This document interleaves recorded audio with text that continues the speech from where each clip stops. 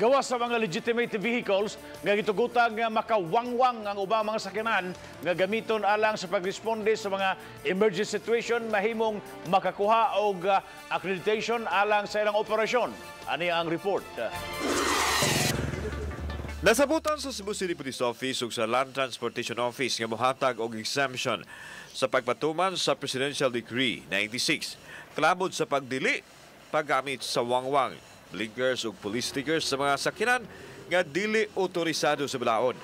Mamahimong katungtan nga magwangwang ang mga barangay ambulance, mga sakyanan sa volunteer rescue groups nga maoy frontliner sa pagresponde sa mga emerhensiya apan kinahanglan nga mga sila og accreditation sa LTO.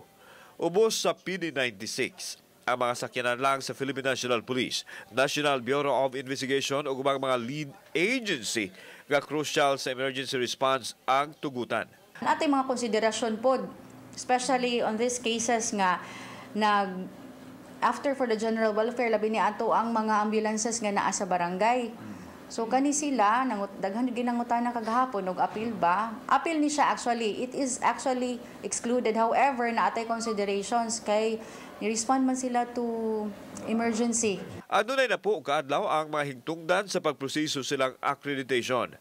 Mintras giproseso pa kini, mahimo silang katugutan apan kutob lang sa gidakda nga panahon. So karon tagaan sila og panahon nga mahangyo to LTO to write a letter to LTO para ma-accredit nato ni nga mga sakyanan for exemptions. Kauban si John Solon, ako si Alan Domingo. Balitang Bisdak.